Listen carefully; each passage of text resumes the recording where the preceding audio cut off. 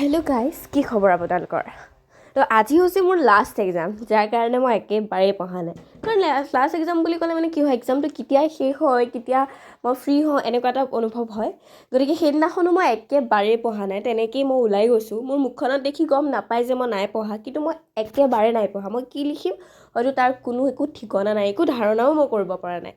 কিন্তু কলেজলৈ গৈ পোৱাৰ পাছতহে মোৰ ভয় লাগিছে যে মই কেনেকৈনো এক্সামটো দিম, এতিয়া কি লিখিম, কি কৰিম, এনেকুৱা এটা ফিল হৈছে। কিন্তু হ'লেও দেখাবতো নোৱাৰি যে মই একো পঢ়ি অহা নাই।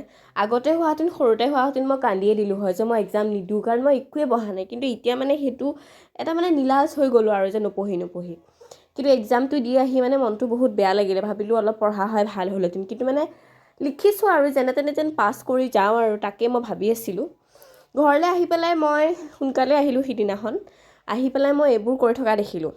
আৰু সেই আৰ্টিষ্টৰ মাক, এইবোৰ বোলে কৃষ্ণ ভগৱানক আঁকিছে, এয়া আমাৰ যশোদা মা। মই কৈছোঁ ঠিকে আছে, এনেকৈ আঁকি থাক, কিন্তু ইমান মানে ভগৱানক এনেকুৱা কৰিব নালাগে ন। মোৰ পিছে এনেকুৱা লাগিলে। আপোনালোকে ক'ব আপোনালোকৰ এনেকুৱা কিছুমান ফানী আৰ্ট দেখিলে হাঁহি উঠে নুঠে। তই বোলো আৰ্টকে কৰি থাক, পঢ়া শুনা নকৰিবি। আৰু ইমান কৈ পেলাই মোৰ ভিডিঅ'টো আজি সামৰণি মাৰিছোঁ, কিয়নো ভিডিঅ'টো মানে কমপ্লিট কৰিছিলোঁ, কিছুমান ক্লিপ ডিলিট হৈ গ'ল। তো তাৰ কাৰণে চৰি। আৰু ভিডিঅ'টো লাইক কৰিবলৈ নাপাহৰিব।